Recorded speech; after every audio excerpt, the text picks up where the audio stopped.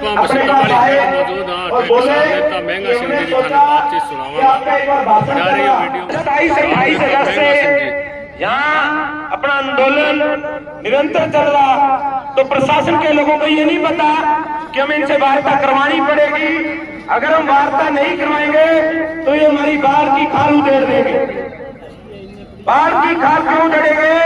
क्योंकि हम 27 अगस्त से यहाँ बैठे, हमारे खेतों में हमारी फसलें पूरे पकाव पर, हमें उनको भी जाकर रख के उनमें काम करना। पर प्रशासन के लोग समझे कि ये कुछ दिन बैठेंगे, बाद में दरी उठा करके उसे झाड़ करके यहाँ से चल देंगे। तो हम प्रशासन के लोगों को, CID के लोगों को बता देना चाहते कि आप अपनी सरकार के लोगों से बताएं कि जब तक आप हमारी मांगे नहीं मानेंगे, हम इसी चौराहे पर बैठेंगे और उस सरकार की और जो प्रशासन के लोग हमारी खिलाफ करेंगे उसकी कमर खोदेंगे। अभी बड़े बुजुर्ग बोल रहे कि आप गर्म नहीं बोलना, गर्म नहीं बोलेंगे। 1 महीने से ज्यादा का समय हुआ, प्रशासन पर विश्वास किया, उनके कहने से धरना यहाँ से उठाया, 15 से 20 दिन उनका इंतजार किया और उसके बाद जब यहाँ की कमेटी माननीय कलेक्टर महोदय के पास पहुंचती है तो कलेक्टर महोदय अपनी जुबान से बोलते हैं कि अभी 2 महीने और आपको इसके लिए विचार करना होगा, आपको प्रतीक्षा करनी होगी। तो हम बताना चाहते हैं कलेक्टर महोदय, हम आपके कोई नौकर नहीं है, हम इस देश के वकील हैं, हम इस देश के मालिक हैं। जो माननीय प्रधानमंत्री जी जिस हवाई जहाज से यात्रा करते हैं उस पर लगने वाला पैसा हमारे टैक्स का पैसा है, आप हमें प्रतीक्षा नहीं दिला सकते। आप बताएं बुजुर्गों, अगर मैं गलत बोल रहा हूं तो बताओ, अपना मालिक कलेक्टर है या इस देश की पब्लिक है? बताओ, महत्वपूर्ण है, जनता जनार्दन है।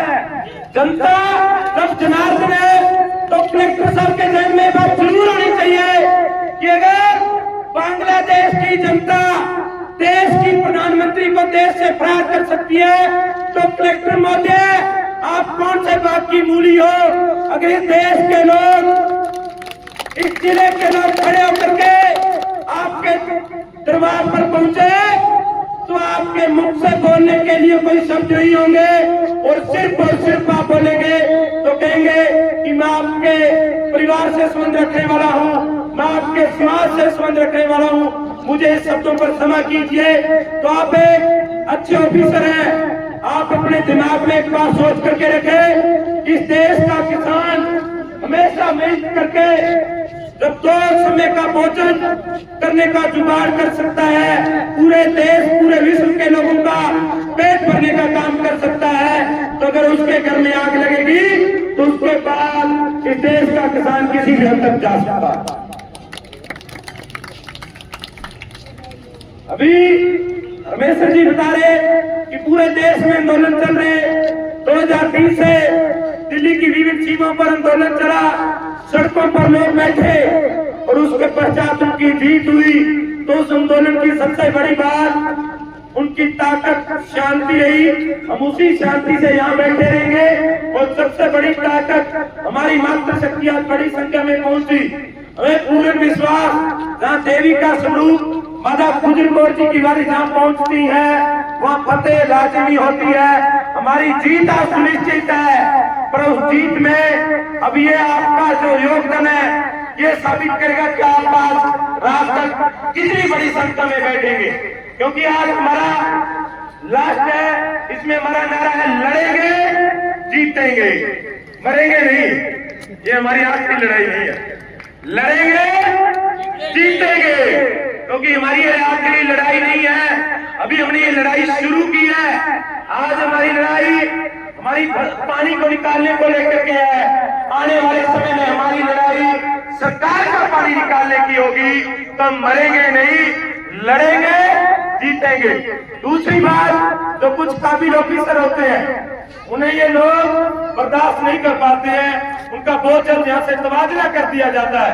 अगर कोई ऑफिसर हमारे हक की बात वहां जाकर टेबल पर करता है तो उसको रात को तबादला कर दिया जाता है और नए ऑफिसर को वहां आकर के लगा दिया जाता है, क्योंकि वो ऑफिसर उनकी भाषा बोलेगा, हमें हमारे आंदोलन उठवाने के लिए वो झूठा आश्वासन दे सकता है, क्योंकि वो मोदी जी का पक्का भक्त है।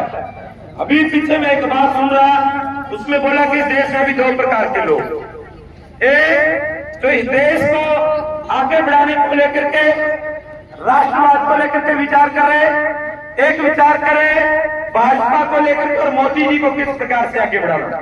वो जो लोग विचार करें मोदी जी को आगे बढ़ाने को लेकर, अगर उन्हें मोदी नाम की से दिया जाए फिर वो करेंगे मोदी मोदी मोदी।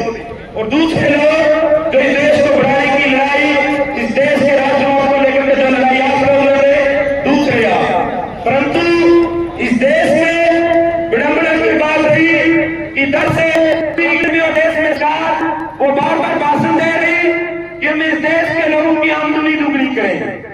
वो लोग आम लोगों की आमदनी दुगनी करने की बजाय देश का